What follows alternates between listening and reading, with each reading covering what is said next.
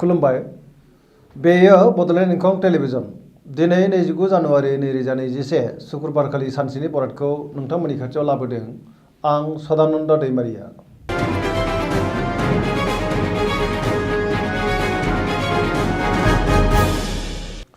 सिगां फरायथिनो लादों मेष राशि। दिनैनि साना बारा मोजां नङा, गोसोखौ गोबां गुलुं गुजुं मोनगोन। माबा मोनसे गोरोन्थि मावफ्लांनानै गोबां खहा जानांनोबो हागौ। सोरबा लोगोजों नांलाय खमलाय जानो हागौ। गोसोनि साननायफोरा देबार नांगोन, नेगेटिभ एनार्जिनि गोहोम गोग्लैगोन। देहाया मोजां थानाय नङा, मेंनाय आरो बानाय मोनगोन। रांखावरियाव बारा मोजां नङा, नाङा फाङा खरसाया बांगोन। बेफार फालांगियाव खहा जानायनि सम्भावना दङ। गुबुनाबो खहा खालामनो नाजागोन। सांग्रां जानाया गाहाम। न'खराव एना एनि फैनो हागौ। समाजाव लाजि फोनांजानो हागौ। सांग्रां जानायनि गोनांथि दङ। आगानफ्रामबो गोबां जेंनाजों मोगा मोगि जानांगोन। बहाबा थांनांगौ दङब्ला आरो माबाफोर गोदान खामानिफोर मावनो दङब्ला दिनै जागायथ'यैआनो गाहाम। गोग्गो आरो मोजां साननो रोंनाय नङा। गियाननि आरो सोलोनि आंखाल जागोन। लाइमोनफोरा गोसोखौ जोबोर उरां फारां मोनगोन।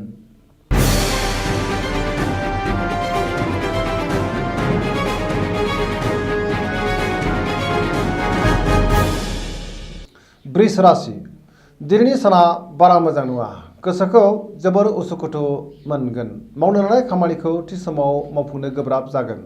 रांखावरियाव बारा मोजां नङा, नाङा फाङा खरसाया बांगोन। बेफार फालांगियाव बारा मोजां नङा, गोबां खहा जानांनोबो हागौ। गुबुननि थाखाय गोबां खहा जानांनो हागौ। न'खराव अनलायनाय फैगोन। देहाया दिनै बारा मोजां थानाय नङा। जानाय लोंनायाव सांग्रां जानाया गाहाम। गोसोखौ लोरबां मोनगोन। गियाननि आंखाल नुजागोन। सोरबा आंगो लोगोआनो गोसोआव दुखु होगोन। सुथुरनि गाज्रि नोजोर गोग्लैगोन। नेगेटिभ एनार्जिनि गोहोम गोग्लैगोन। लाइमोनफोरा गोसोखौ जोबोर आला खाला मोनगोन। फरायसाफ्रा मोजां फिथाइ मोननो हागोन।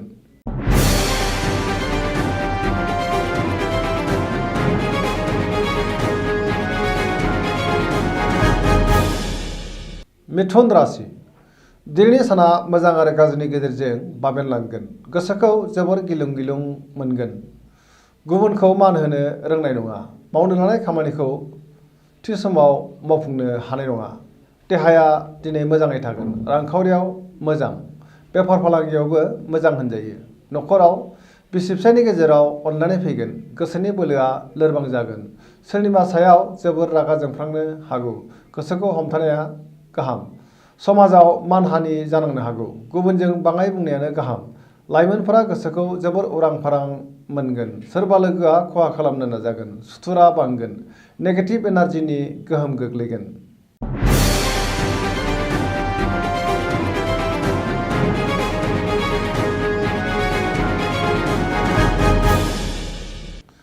कर्कट राशि। दिनैनि साना जोबोर मोजां। गोसोआव जोबोर गोजोननाय फैगोन। मावनो लानाय खामानिखौ थि समावनो मावफुंनो हागोन। रांखावरियाव जोबोर मोजां। मोननो गोनां धोनखौबो दिनै मोननो हागोन। बेफार फालांगियाव जोबोर मोजां मुलाम्फा मोनगोन। देहाया दिनै मोजाङै थागोन। गुबुननि हेफाजाब मोनगोन। गुबुननि गोसोखौ गोरलैयैनो बोनो हागोन। न'खराव बिसि फिसायनि गेजेराव अनलायनाय फैगोन। सोरबा गोजाम लोगोनिफ्राय मोजां खौरां मोननायनि खाबु जागोन। लाइमोनफोरनि गोसोआ जोबोर रमान्टिक जागोन। बिदा फंबायनि हेफाजाब मोनगोन। समाजाव गोबां मान आरो सनमान मोननो हागोन। फरायसाफ्रा फरायनायाव गोसो दुंखांगोन। गोसोनि साननायफ्रा फारि फारि जाफुंगोन। गोदान गोसोजों गोदान सोलो फैगोन। गोसोनि साननायफ्रा जाफुंनायजों लोगोसे गोसोखौ जोबोर गोजोननाय मोनगोन।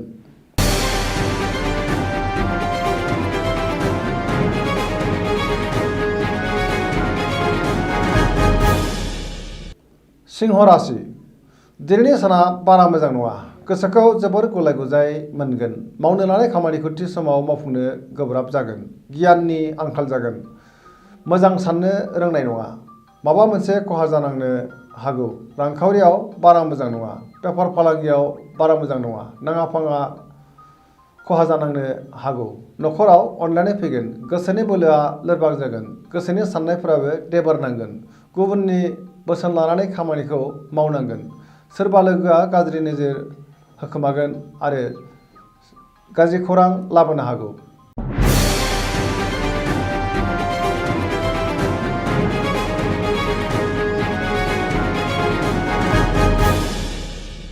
कन्या राशि दिनैनि साना जोबोर मोजां। सोरबा लोगोनिफ्राय मोजां खौरां मोननानै गोसोखौ जोबोर गोजोननाय मोनगोन।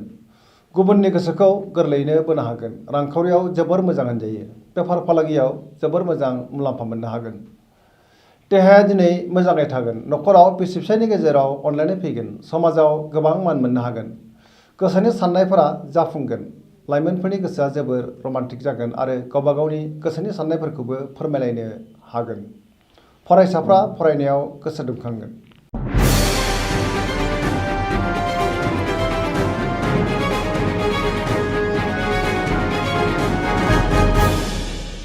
तुला राशि दिनैनि साना बारा मोजां नङा।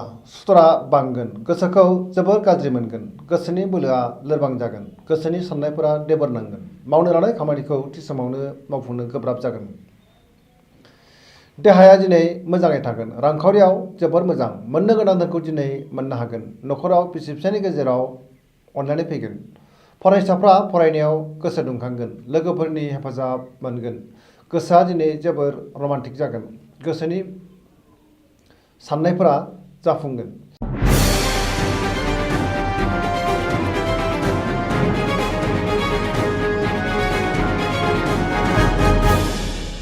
वृश्चिक राशि दिनैनि साना जोबोर मोजां। माबा मोनसे बेसेन गोसा मुवा मोननानै गोसोखौ जोबोर गोजोननाय मोनगोन। गोसोआव गोग्गो साननाय फैगोन। मावनो लानाय खामानिखौ थि समावनो मावफुंनो हागोन। गोसोनि साननाया जाफुंगोन। गोसोनि बोलोआ बांगोन। समाजाव गोबां मान मोनगोन। न'खराव बिसि फिसायनि गेजेराव अनलायनाय फैगोन। रांखावरियाव जोबोर मोजां। बेफार फालांगियावबो मोजां मुलाम्फा मोननो हागोन। देहाया दिनै मोजाङै थागोन। गुबुननि गोसोखौ गोरलैयैनो बोनो हागोन। सेंग्रा सिख्लाफ्रा गावबा गावनि गोसोनि साननायखौ फोरमायलायनो हागोन आरो गोसोआ जोबोर रमान्टिक जागोन। फरायसाफ्रा फरायनायाव गोसो दुंगोन आरो मोजां फिथाइ मोननो हागोन।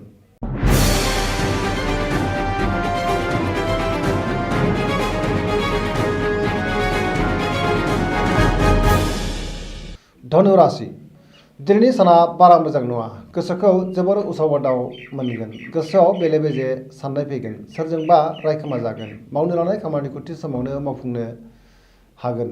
गोसोनि साननाया अदेबानि देबार नांगोन। रांखावरियाव जोबोर मोजां। बेफार फालांगियाव मोजां होनजायो। समाजाव मान मोननो हागोन। देहाया दिनै मोजाङै थागोन। न'खराव अनलायनाय फैगोन। बिदा फंबायनिफ्राय हेफाजाब मोनगोन। लाइमोनफोरनि गोसोआ जोबोर रमान्टिक जागोन आरो गावबा गावनि गोसोनि साननायफोरखौबो फोरमायलायनो हागोन।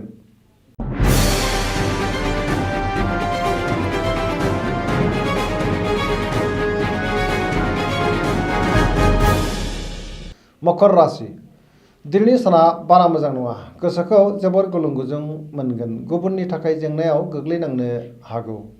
मोनफ्रोमबो खामानियाव हेंथा नुजाथिगोन। सांग्रां जानाया गाहाम। रांखावरियाव बारा मोजां नङा।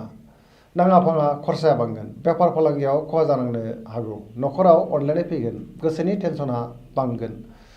गुबुना खहा खालामनो नाजागोन। देहाया बारा मोजां थानाय नङा। जानाय लोंनायाव सांग्रां जानाया गाहाम। गुबुनजों गोरोबनो रोंनाय नङा। सोरजोंबा एना एनिबो जानो हागौ। गोसोआव जिंगाया बांगोन। बहाबा थांनांगौब्ला दिनै सांग्रां जानाया गाहाम।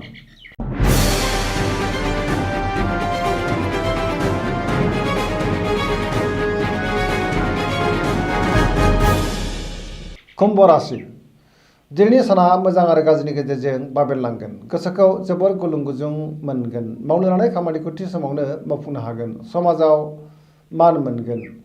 गोबां मुंदांखा सुबुंजों लोगो मोनलायगोन। रांखावरियाव जोबोर मोजां। बेफार फालांगियावबो मोजां होनजायो। देहाया दिनै मोजाङै थागोन। न'खराव अनलायनाय फैगोन। गुबुननि हेफाजाब मोनगोन। बहाबा दावबायहैनो खाबु मोनगोन। सेंग्रा सिख्लाफोरा गोसोखौ जोबोर रमान्टिक मोनगोन।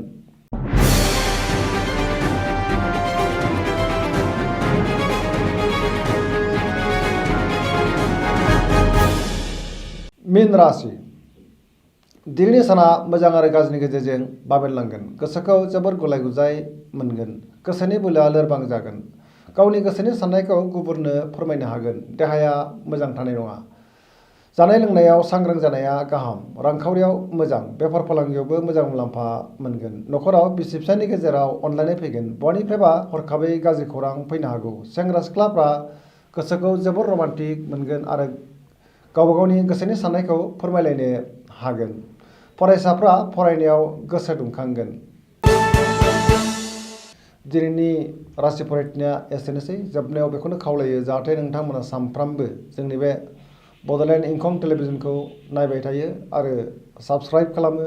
एसेनोसै गोजोन्थों।